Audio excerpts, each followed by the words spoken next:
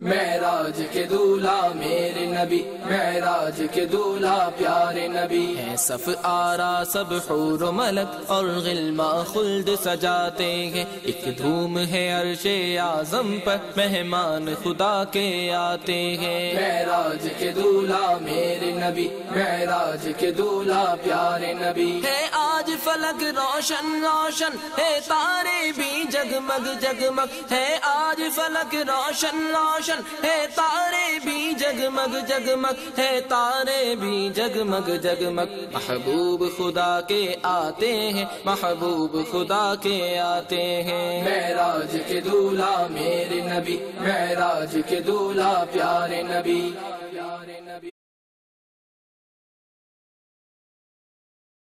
السلام علیکم ورحمۃ اللہ وبرکاتہ۔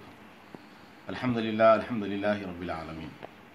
قال اللہ تعالی عز وجل سبحان الذي اسرى بعبده ليلا من المسجد الحرام الى المسجد الاقصى الذي باركنا حوله لنريه من آیاتنا انه هو السميع البصير۔ صدق اللہ العظیم وصدق رسوله النبی الامین الکریم۔ برادران عزیز، شب معراج، ہاں 26 رجب 27ویں شب، اس شب کی بڑی اہمیت ہے۔ زبان رسالت میں اسے معراج کہتے ہیں، زبان وحی میں اسے اسرا کہا جاتا ہے۔ نبی رحمت صلی اللہ تعالی علیہ وآلہ وسلم جن حالات سے گزر رہے تھے، ان حالات میں اللہ عز و جل نے اپنے محبوب کو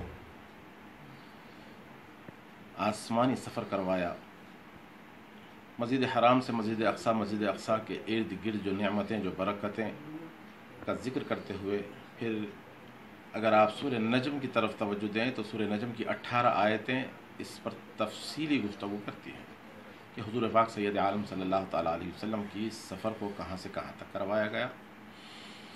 ثم دنا فتدلی فکان قاب قوسین او ادنا، وہ منزل ہے جس کو عارفین یہ کہتے ہیں کہ یہ لامکہ کا سفر ہوا، اور قرب خدا بندی میں جب میرے آقا سید عالم صلی اللہ تعالیٰ علیہ وسلم نے اپنے رب کے قرب کو حاصل فرمایا تو اس موقع پر یہ آیتوں کا نزول ہوا، اور اس کو اللہ عز و جل نے بیان فرمایا۔ وہاں جانے کے بعد جو کچھ گفتگو ہونی تھی ہوئی، جو اپنے بندے پر اللہ نے وحی کرنی تھی وحی کی، اور اس میں حضور پاک سید عالم صلی اللہ تعالیٰ علیہ وسلم نے جن سے جو بیان کرنا تھا بیان کیا۔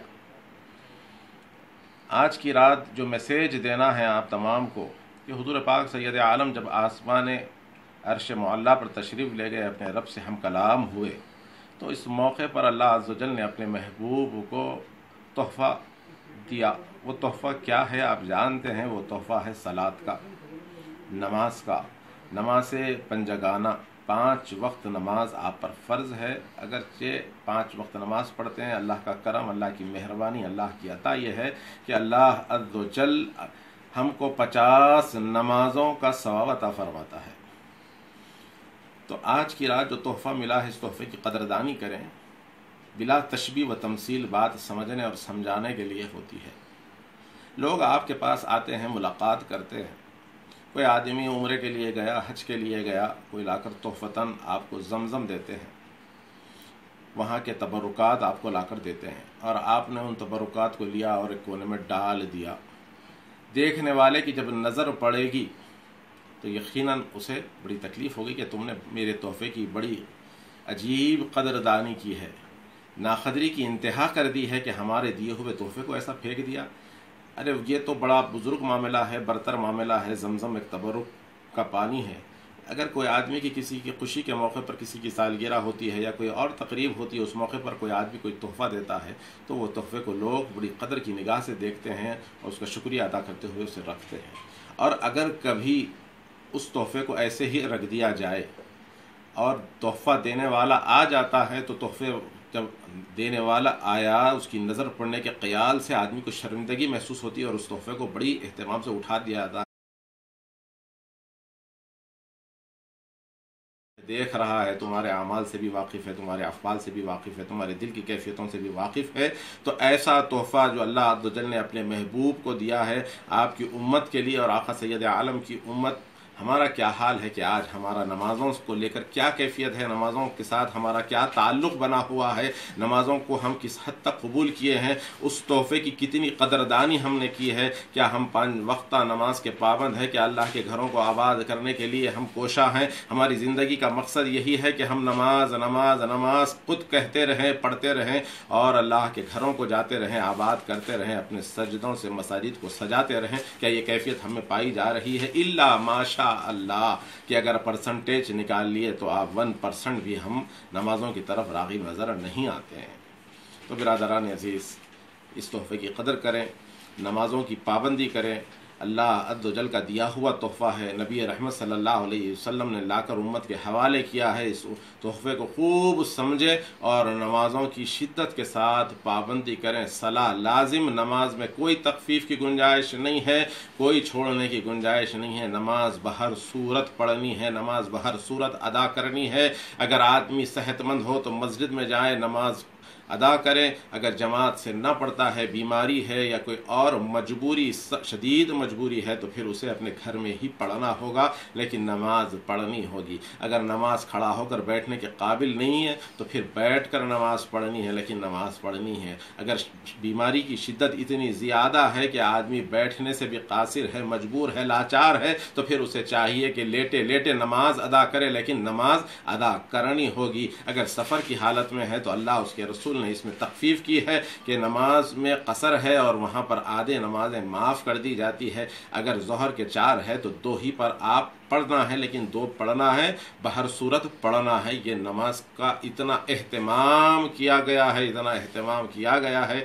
برادران عزیز، شب معراج، مسلمان ہمارا کیا حال ہے؟ ذرا ہم اپنا جائزہ لیں، اپنا جائزہ لیں کہ وہ رات جبکہ تحفہ ہے اور اس تحفے کی رات ہے، اور نماز کا معراج کی آپ سالگرہ کہہ سکتے ہیں کہ وہ رات ہے جس رات کو قرآن نماز کا نزول ہوا، نماز فرض کی گئی۔ وہ نمازوں کی کیفیت کا حال یہ ہے کہ مسجد سے مؤذن حی علی الصلاۃ حی علی الفلاح کہہ کر بلا رہا ہے، اور ہمارا یہ حال ہے کہ کوئی مسجد میں جاتا ہے تو فرض ادا کرا تو پھر باہر دوڑتے ہوئے چلا آتا ہے، جبکہ میرے آقا سید عالم کا ارشاد ہے کہ منافق کی کیفیت بھی بیان کی گئی ہے، مومن کی کیفیت بھی بیان کی گئی ہے۔ منافق کا حال، منافق کا دل ہمیشہ بازاروں میں رہتا ہے، اگر وہ اپنا بدن مسجد میں بھی لے جاتا ہے تب بھی اس کا حال یہ ہوتا ہے کہ اس کا دل ہمیشہ بازار میں رہتا ہے، بدن مسجد میں ہے اور دل بازار میں رہتا ہے۔ اور مومن کا حال یہ ہوتا ہے، وہ دنیا کے کسی خطے میں کیوں نہ ہو، اس کا دل ہمیشہ اپنے محبوب کے پاس ہوتا ہے، اس کا دل ہمیشہ مسجد میں ہوتا ہے، نماز میں ہوتا ہے۔ شب معراج کی رات مسجدوں کا وقت دیا کریں، فرض نمازیں پڑھ کر مساجد سے بھاگنا نہیں چاہیے، بلکہ مساجد میں بیٹھنا چاہیے۔ وہاں پر مختلف قسم کے بیانات ہوتے ہیں، علماء تشریف لاتے ہیں، ان کو سنیں۔ ہماری لیے کامیابی و کامرانی کا راستہ ہے، اس سے کسی کا، اگر آپ مسجد کو نہیں جاتے ہیں تو کسی کا نقصان نہیں ہے، خسارہ آپ ہی کا ہے۔ اگر مسجد کو آپ جاتے ہیں تو اس سے آپ ہی کا فائدہ ہے، آپ ہی کی آخرت بننے والی ہے۔ اور سب سے بڑا کام یہ ہے کہ مسجد کو جانے سے، نمازیں پڑھنے سے، اللہ اس کے رسول کی اطاعت کرنے سے سب سے بڑا میرے نزدیک یہ اعمال، یہ جنت، یہ معاملات تو اپنی جگہ ہے، لیکن سب سے بڑا مسئلہ یہ ہے کہ اللہ کی رضا حاصل ہوتی ہے، اللہ کی رضا حاصل ہوتی ہے، اس کے محبوب سید عالم کی رضا حاصل ہوتی ہے۔ تو یہ خیال رہے کہ ہم مسجدوں کو جائیں تو اللہ اس کے رسول کی رضا حاصل کرنے کے لیے جائے۔ ہمارا ہر عمل کے مقصد یہ ہوتا ہے کہ اس میں اللہ اس کے رسول کی رضا ہم کو حاصل ہو جائے۔ نعمت دیدار حق حصے میں تیرے ہے کہاں، نعمت دیدار حق حصے میں تیرے ہے کہاں، شیخ جی جنت کے میوے جی تیرا کھانے کو ہے، شیخ جی جنت کے میوے جی تیرا کھانے کو ہے۔ وہ الگ لوگ ہیں جو نماز بھی پڑھتے ہیں تو جنت کے میووں کے لیے، نہروں کے لیے، وہاں کے محلوں کے لیے، حور کے لیے، یہ ان کا معاملہ ہے، یہ ان کا مزاج ہے۔ لیکن ہمارا حال یہ ہوتا ہے کہ ہمارا ہر عمل، ہم اہل سنت والجماعت کا ہر عمل اس لیے ہوتا ہے کہ اللہ کی رضا حاصل ہو جائے، اس کے حبیب کی رضا حاصل ہو جائے۔ اللہ کے لیے لوگوں کے سامنے ایک بری مثال قائم نہ کریں کہ شب معراج ہے اور ہم چوراہوں پر نظر آتے ہیں، چائے خانوں میں نظر آتے ہیں، بازاروں میں نظر آتے ہیں، سڑکوں پر اوباش لڑکوں کی طرح گھومتے پھرتے آوازیں نکالتے ہوئے بےہودہ قسم کے مذاق کرتے ہوئے نظر آتے ہیں۔ اس سے آپ کو ہم کو پرہیز کرنا ہے۔ الحمدللہ یہ چینل بڑا ہی اچھا چینل ہے جو الحمدللہ ہر وہ قوم کے مسائل کا ترجمان بنا ہوا ہے اور آپ کو پیش کرتا ہے، آپ کے سامنے آتا ہے کہ بتلاتا ہے کہ کیا ہے دنیا، دیکھو اس کی حقیقت، اور ہماری جو بات ہے وہ آپ تک پہنچاتے ہیں۔ اللہ تعالیٰ کامران صاحب کو اس کی جزائے خیر عطا فرمائے۔ جزاک اللہ۔ السلام علیکم ورحمۃ اللہ۔